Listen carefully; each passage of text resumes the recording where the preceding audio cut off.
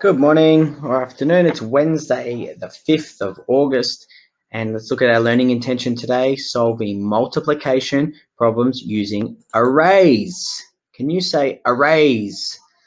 It's a different strategy that we're learning today. So we did repeated addition yesterday and the day before. Now we're going to look at arrays. I'm going to show you what that is in a moment. To be successful, I know that rows go side to side. So the word rows, you need to know what that means. Goes side to side like this. And columns go up and down. Have you heard those words before?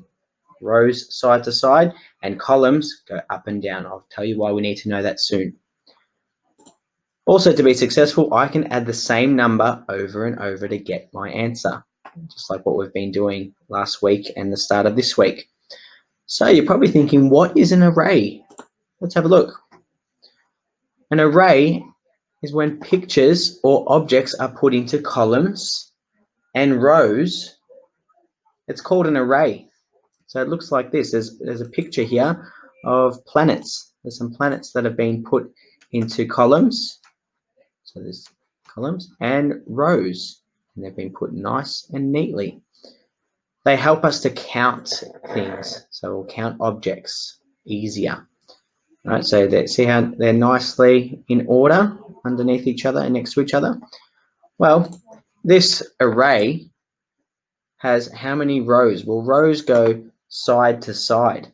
So there's one row, there's two rows, there's three rows. And how many columns? Columns go up and down. Well, there's one column, two columns. So there's three rows and two columns. So it shows three groups of two, which equals 6. There are 6 here altogether. 1, 2, 3, 4, 5, 6. Let's have a look at this poster, which will help us more with the rows and columns. Rows go across, so side to side, like that in the blue. And columns go down like this. So there are arrays everywhere. You'll find arrays maybe at home or outside your house. There are plenty of arrays at school. I'm going to show you many arrays that I've found at home and at school. All right, so let's have a look at the first one. This was at home. When I was at home, I saw a mat in the laundry, in my laundry, and I found an array because it has two rows, one row, two rows. It has two rows and three columns. So an array helps me count. So I've actually drawn over it on the next picture. Here they are.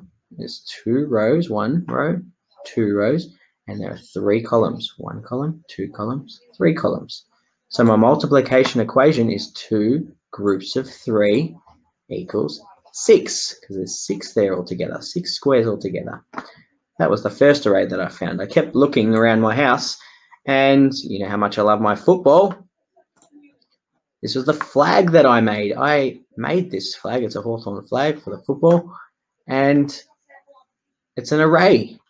It has how many rows of squares does it have? There's one row, 2, 3, 4 rows, and how many columns? 1 column, 2, 3, 4 columns. So 4 rows and 4 columns. I drew on this too. There we go. I've circled my rows, 4 rows and 4 columns. 4 multiplied by 4 equals 6, or 4 groups of 4 equals 16. Not 6 equals 16. Around the school, there are some more arrays that I found. Have a look at this one. You would recognize this. This is the Foursquare court outside our classroom. It's an array.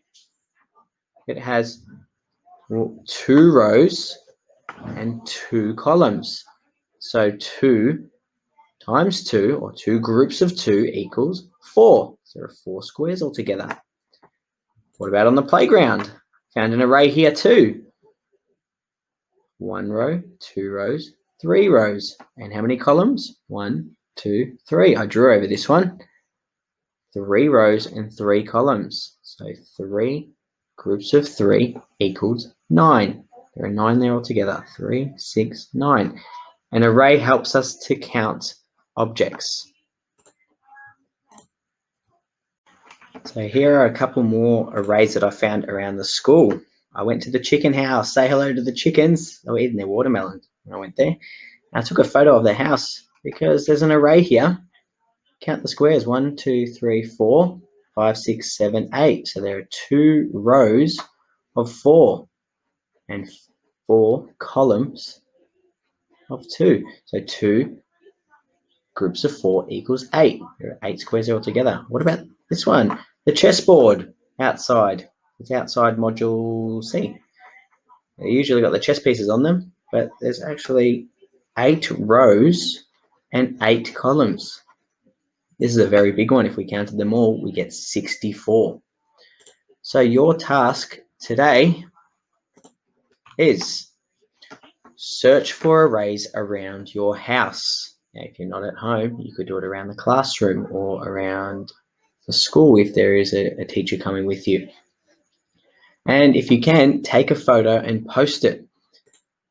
But I would like to see if you can't post it, I would like you to see, take the photo, and if you're in my class, please bring it to our Google meeting tomorrow. And if you happen to see Mr. Lewis, if you're seeing Mr. Lewis tomorrow, make sure that you've got it there for Mr. Lewis too. So we're trying to find arrays around your house or outside your house or at school or outside your school if you're there. There are many, many around, just like I took some photos of them before. Okay, so, in the classroom there will be many more, or I'm sure you'll find some. You could have some on. Sometimes the doona on your bed could be an array, or something in the kitchen, something in the bathroom. Right. Once you've done that, you can have a go at playing the array game. So if you click on this link, it will take you to a game.